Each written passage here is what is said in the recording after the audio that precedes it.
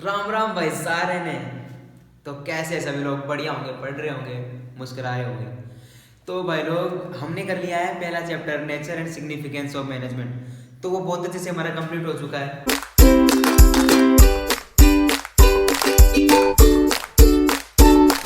Second chapter है principal of management. तो भाई प्रिंसिपल ऑफ मैनेजमेंट है क्या? तो आज हम इसी पे डिस्कस करेंगे। पूरा चैप्टर हमारा यही है, प्रिंसिपल ऑफ मैनेजमेंट। तो ठीक है, चलो शुरू करते हैं। तो प्रिंसिपल ऑफ मैनेजमेंट का कॉन्सेप्ट क्या है, आपको वहां से शुरू करते हैं। Principle of management, principle of management is the general guidelines, एक जनरल गाइडलाइंस है। ये not a pure science, this are they are dependent on man behaviour, they are form by practices. Okay, तो ये हमारा कॉन्सेप्ट है principal का। क्योंकि तो अब हम आगे बढ़ते हैं। Nature, significance and nature of principle. हमने मैनेजमेंट के देख ली, nature and significance of management. अब देखेंगे प्रिंसिपल के नेचर क्या है। तो प्रिंसिपल के नेचर क्या है, उसके याद करने के लिए हमारे पास एक सेंटेंस है। उस सेंटेंस से हम सारे प्रिंसिपल ऑफ मैनेजमेंट के नेचर पता कर सकते हैं। तो वो क्या प्रिंसिपल मैनेजमेंट का नेचर का क्या सेंटेंस है, तो आप देखते हैं। तो इसको धीरे धीरे क्लियर करते हैं। फर्स्ट है you can chat with every friends. तो सिंपल है, you can chat with every friends. हाँ सिंपल है, इसको अपन याद कर सकते हैं। ये हमारा नेचर है, अपन ने पूरे नेचर याद कर लिए। तो वो कैसे याद करें, देखते हैं।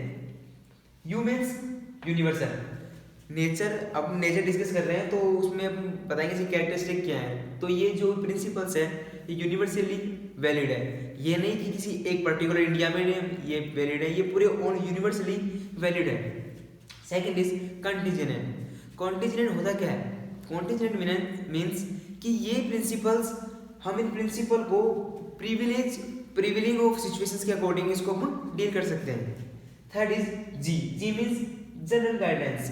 दे आर नॉट प्योर साइंस। हमने पहले डिस्कस कर लिया इसके कॉन्सेप्ट में कि ये कोई प्योर साइंस नहीं है, ये ओनली जनरल गाइडेंस है। तो ओनली सिर्फ बताती है कि हाँ ऐसे ऐसे करना है मैनेजमेंट को।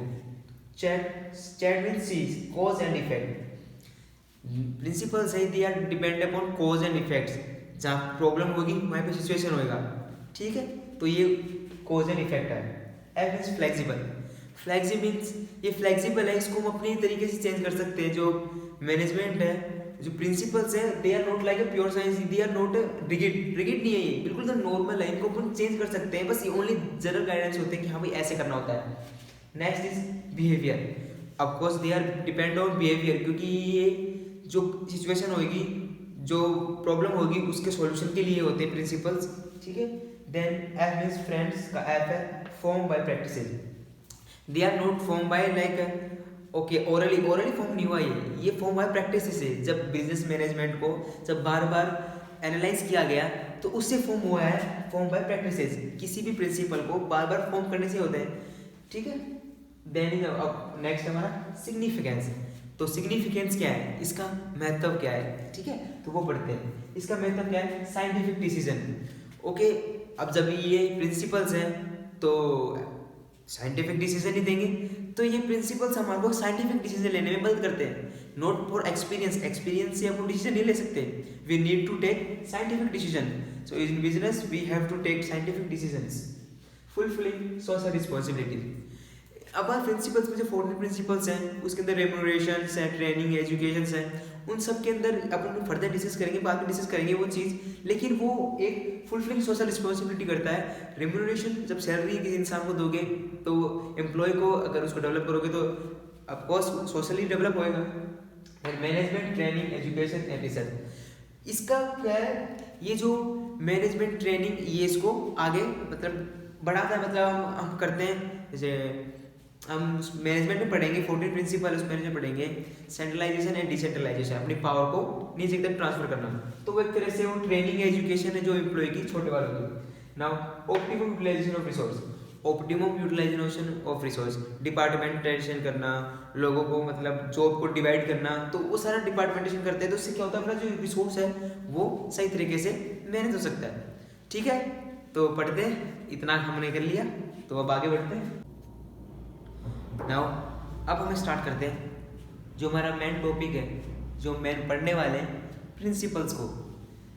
तो मैनेजमेंट ऑफ प्रिंसिपल्स हमने मैनेजमेंट के नेचर एंड सिग्निफिकेंस तो देख ही लिए, वो हमने रिवीजन कर लिया, ठीक है।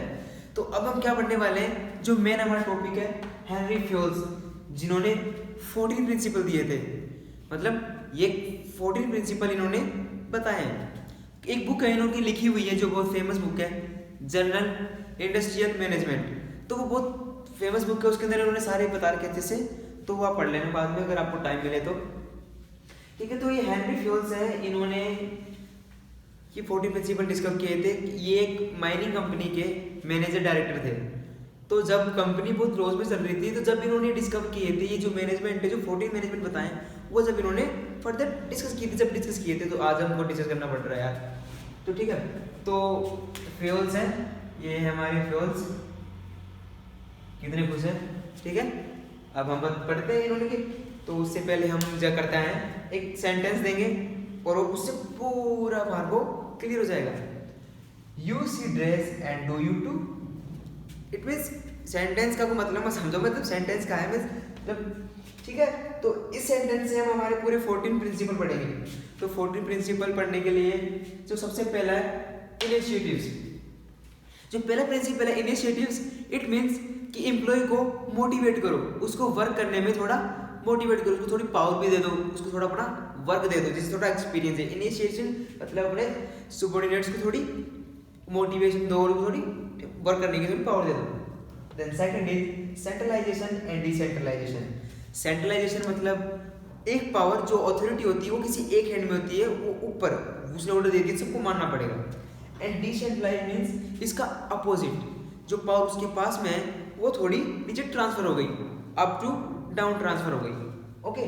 Then is discipline. Of course without discipline management is nothing.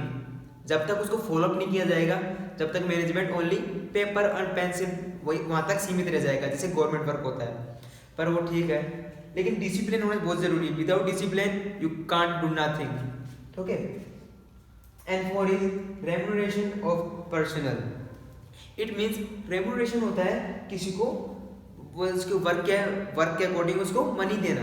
तो जितनी एबिलिटी, जितनी उसकी कैपेसिटी है, जितना वो कमा सकता है, उसको उसके अकॉर्डिंग उसको सैलरी दी जाए। इट मीन्स कि उसको मोटिवेशन मिलेगा एंड उसका पर्सनल डेवलप, उसका अंदर खुद से मन करेगा, खुद से मोटिवेशन होगा वो, क्योंकि इसको रेम्यूनरेशन मिल रहा होता ना। और ये मैनेजमेंट बताया गया उसको उतना ही रेम्यूनरेशन दो जितना उसको कैपेसिटी है, उसकी एबिलिटी है। Then equity. Equity mean all are equal in management, in the eye of management all are equal. किसी को मतलब ऐसे ट्रीट नहीं करना है कि वो खुद को डिप्रेस या खुद को किसी और के सबॉर्डिनेट, किसी और के अंडर लगे उसको, तो सबको उसको प्रॉपर्ली चलना है। Now is subordination of individual interest to general interest. Subordinate करना है, सबॉर्डिनेशन करना है जो जनरल इंटरेस्ट है उसको। तो जो सबका पर्सनल इंटरेस्ट होता है कंपनी के अंदर, जैसे डिपार्टमेंट्स होते हैं, financial department, sales department, product department and further बहुत सारे, तो उन सब के अपने अलग अलग खुद के इंडिविजुअल इंटरेस्ट होते हैं। तो ये नहीं कि वो अपने इंडिविजुअल इंटरेस्ट में इंगेज हो जाएं, उनको अपना खुद का करना है, लेकिन कंपनी का वो साथ लेकर करना है। इंटरेस्ट कंपनी का भी होना चाहिए, जो गोल जो कंपनी का है, क्योंकि फाइनेंशियल का गोल होता है बजट बनाना। तो ये नहीं कि पूरा बजट बनाने में उसका गोल रहे, जो कंपनी का गोल है प्रॉफिट अर्न करना, उसके ऊपर भी उसका ध्यान होना चाहिए, ठीक है। इसके अलग फ्लो ऑफ इंफॉर्मेशन और एनी डिसीजन। जो फ्लो ऑफ इंफॉर्मेशन और डिसीजन होगा वो नोट ऐसे फर्दर जिगजैग तरीके से नहीं होगा कि हाँ भाई नीचे एम्प्लॉई है वो बॉस जाके बोल दिया कि ये देखो काम नहीं करता है, मनसुख भाई काम नहीं करता सही से, ठीक है, ऐसा नहीं होगा। वो एक लेवल होता है, उसके अकॉर्डिंग चलना पड़ता है, जो हमने बाद में पढ़ेंगे। Then next is aspirative corps. Aspirative corps मतलब होता है कि सबका स्पिरिट, एक स्पिरिट होनी चाहिए, एक चाहत होनी चाहिए सबकी कोऑर्डिनेशन के साथ। मतलब स्पिरिट कॉर्प्स से मतलब सब मिलजुल के काम करें, एक यूनिटी में काम करें, एक स्पिरिट के साथ काम करें, ठीक है। Stability of talent personal. Stability इसका मतलब का समझ जाओ, स्टेबिलिटी मतलब स्थिर।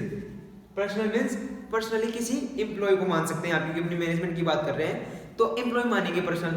तो स्टेबिलिटी दो उस पर्सनल को कि हाँ भाई तुम्हारी जॉब सिक्योर है, उसको ये फिर नहीं होना चाहिए भाई आज मेरे को हायर किया कल को फायर कर दे, नहीं, तो इससे वो वर्क भी नहीं कर पाएगा, नो मोटिवेशन भी नहीं मिलेगा उसको, तो इसलिए उसको स्टेबिलिटी दो। Next is authority and responsibility.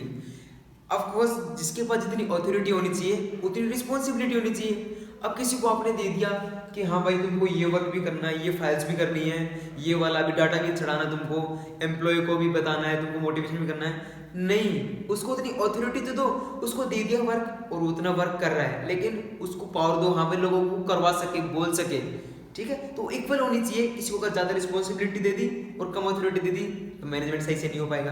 किसी को कम अथॉरिटी दी और ज़्यादा रिस्पॉन्सिबिलिटी दे दी तो वो भी नहीं होगा। अथॉरिटी रिस्पॉन्सिबिलिटी दोनों इक्वल होनी चाहिए। Now division of work, work को डिवीजन करना सिंपल है। इसका मतलब डिवीजन ऑफ वर्क, वर्क को डिवाइड कर दो कि ये प्रोडक्शन का, ये सेल्स का, ये फाइनेंस का, सबका डिवाइड होना चाहिए work. Now order, order means यहाँ पे ये कोई डिमांड या फिर किसी को, मतलब इस ऑर्डर का मतलब ये नहीं किसी को गाइड करना कि हाँ भाई तुमको ये वर्क करना है। इस ऑर्डर का मतलब है arrangement of resource and human resource, दोनों रिसोर्स को इस तरह से अरेंज करना कि बाद में इन फ्यूचर वो जल्दी सी क्विकली अपन को मिल जाए। Now unity of command, unity of command, unity means समझ रहे हैं आप, एकता के साथ इन अ वन डायरेक्शन।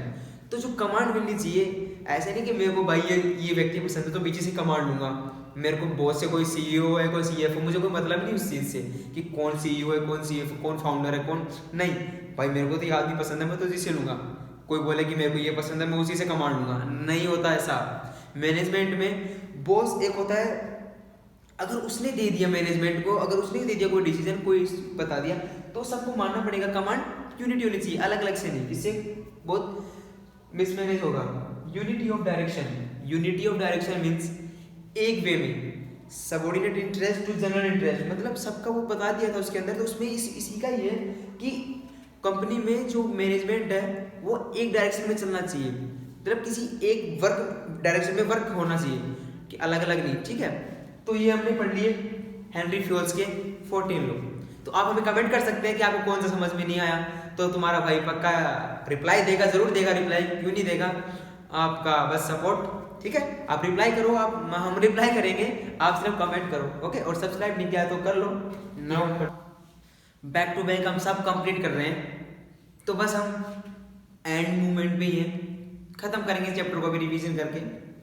तो ठीक है, आप बने रहो हमारे साथ। कमेंट नहीं करे आपने भाई, किसी के कमेंट नहीं आ रहे भाई, कोई प्रॉब्लम है तो पूछ सकते हो, भाई बताएगा ना यार, ठीक है। और हम सब यहाँ पढ़ रहे हैं, रिवीजन कर रहे हैं वैसे तो आपने वो चैलेंज एक्सेप्ट किया कि नहीं किया, भाई नए हो तो एक 75 डे चैलेंज है, उसको आप कंप्लीट कर लो, नोट्स पार्टे पार्टे, बट लाइक आप रिवीजन करेंगे हर चैप्टर का, ठीक है। तो इस तरह से वो है, तो देखते हैं कितने लोग चैलेंज एक्सेप्ट करते हैं। और जो एक्सेप्ट करता है भाई मेरे को एक बोल दो यस कमेंट में, हाँ भाई मैंने कर लिया है, मैं तैयार हूँ। तो नाउ हम पढ़ते हैं टेलर्स के। तो टेलर के एक टेलर है, ठीक है, अच्छा नहीं है, अच्छा नहीं लगा एक मिनट,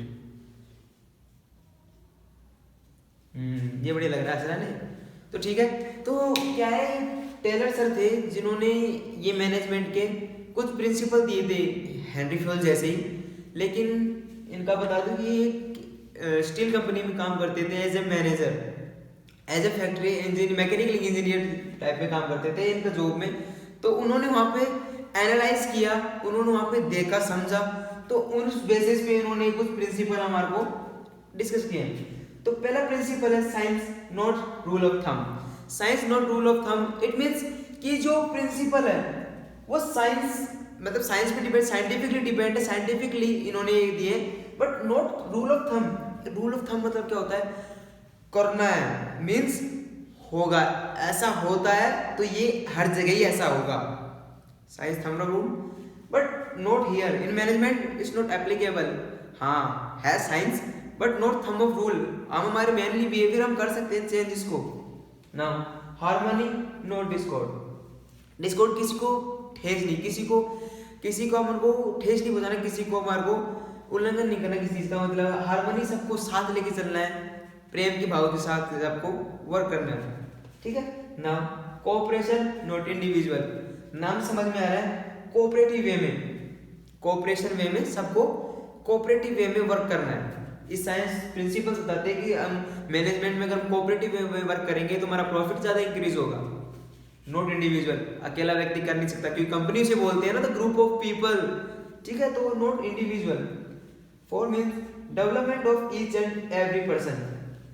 सीधी बात है भाई, जब हम प्रिंसिपल के अंदर हम कर रहे हैं centralization, decentralization, initiatives, esprit corps, ये सारे जो हमारे हैं वो क्या करते हैं, डेवलपमेंट करते हैं each and every individual for their efficiency greater, मतलब जितनी उसको मोटिवेट करेगा, जितना उसको हम करेंगे, जितना उसको पावर देंगे, उतना वो डेवलप होएगा, उतनी फिर एफिशिएंसी से वर्क करेगा, मोटिवेशन होएगा तो एफिशिएंसी से वर्क करेगा। तो ये तो हमारे कुछ प्रिंसिपल थे जिन्होंने टेलर्स ने हमारे को दिए। खुश हो रहे हैं हमारे जिंदगी बात करके, कोई नहीं, पर आप कमेंट करना शुरू करो कि कैसे बनाया मैंने, ऐसा बनाया, ठीक है।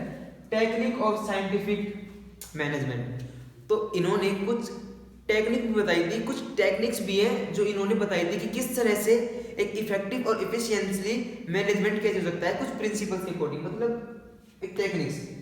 First is foremanship. अब फोरमैनशिप होता क्या है, तो फोरमैनशिप के लिए होता ये है कि एक मैनेजर होता है, मतलब उन्होंने वर्क को 2 कैटेगरीज में डिवाइड कर दिया, एक प्लानिंग इंचार्ज, दूसरा प्रोडक्शन इंचार्ज। यार समझो, आप बताओ अगर किसी को एक व्यक्ति है, वो सारी चीज तो मैनेज नहीं कर सकता, कंपनी का सीईओ है, सीएफओ है, तो वो सारी चीज मैनेज कर नहीं सकता, सीधी बात है, वो एक ह्यूमन बिहेवियर है, ह्यूमन है, और ह्यूमन के लिए थोड़ा टाइम चाहिए, ठीक है। तो वो उन्होंने वर्क को डिवाइड कर दिया कि हाँ भाई, एक तो प्लानिंग इंचार्ज अलग होगा, प्रोडक्शन इंचार्ज अलग होगा।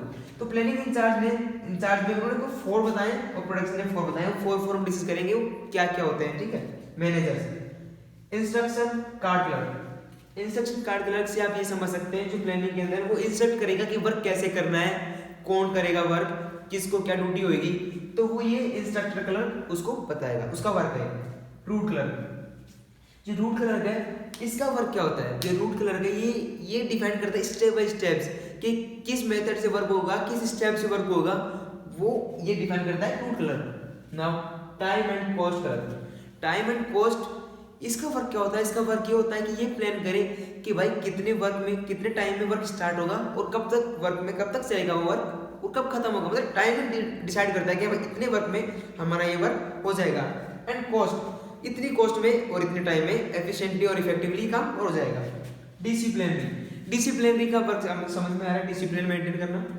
Now production incharge, production incharge में स्पीड, स्पीड का जो स्पीड बोस है उसका ये वर्क है कि कितनी एफिशिएंटली और कितनी इफेक्टिवली, मतलब कितनी जल्दी काम वर्क हो रहा है, कितनी जल्दी हो रहा है। ऐसे इतनी हमने यूनिट समझो 100 यूनिट बनानी है, तो इन 1 मंथ 100 यूनिट करनी है, तो वो स्पीड उतनी स्पीड से कर रहे हैं कि जो 1 मंथ में कंप्लीट हो जाएगा, तो वो डिसाइड करेगा गैंग बॉस, पता है speed boss.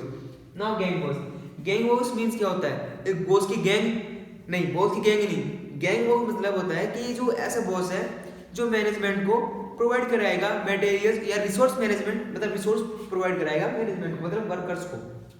Now repair boss, repair boss का फर्क ये होता है कि वो जो मशीन्स हैं उनको रिपेयर करना, मतलब क्या कहीं पे दिक्कत आ रही है कि वर्क रुक रहा है तो उसको सही तरीके से मैनेज करना और उसको रिपेयरिंग करना कि हाँ भाई स्मूथली वर्क हो जाए, इसका वर्क होता है। इंस्पेक्टर, इंस्पेक्टर का वही काम होता है इंस्पेक्ट करना कि हाँ भाई कि ये जो मेथड था वो उसी तरह से हो रहा है कि नहीं हो रहा, एम्प्लॉय क्या कर रहा है क्या नहीं कर रहा है, तो वो सारा इंस्पेक्टर का इंस्पेक्ट करना होता है उसका।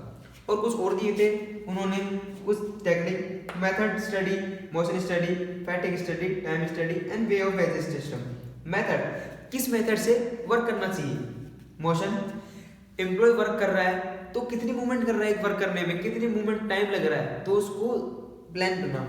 नाउ फैटिग, कोई एम्प्लॉय वर्क कर रहा है तो कितना थकावट हो रही है उसको एक वर्क करने में, मतलब उस वर्क पीरियड में अगर वो एक यूनिट बनाता है तो उसको कितनी थकावट महसूस हो रही है।